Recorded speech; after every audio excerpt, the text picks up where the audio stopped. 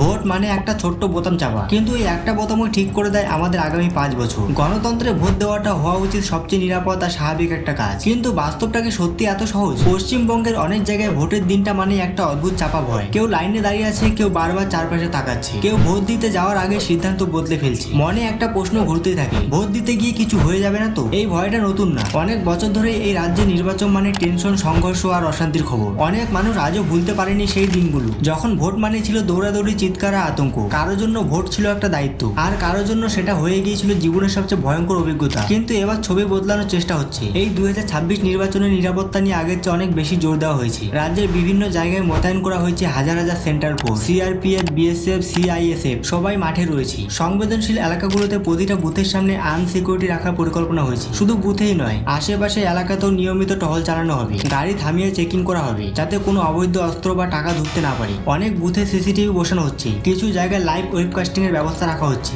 যার মাধ্যমে দূর থেকে পুরো ভোট প্রক্রিয়া নজর রাখা যাবে। সব মিলিয়ে কাগজে কলমে এই নির্বাচন আগের থেকে অনেক বেশি সুরক্ষিত। ইলেকশন কমিশনের দাবি এবার নির্বাচন হবে শান্তিপূর্ণ, স্বচ্ছ এবং নিরাপদ। এবার প্রশ্নটা আপনাদের কাছে, সত্যি কি এবার নির্বাচন শান্তিপূর্ণভাবে হবে, নাকি কোনো রাজনৈতিক দল এবারও কোনো দাঙ্গা করবে? আপনাদের ওপিনিয়ন কমেন্টে জানাতে ভুলবেন না।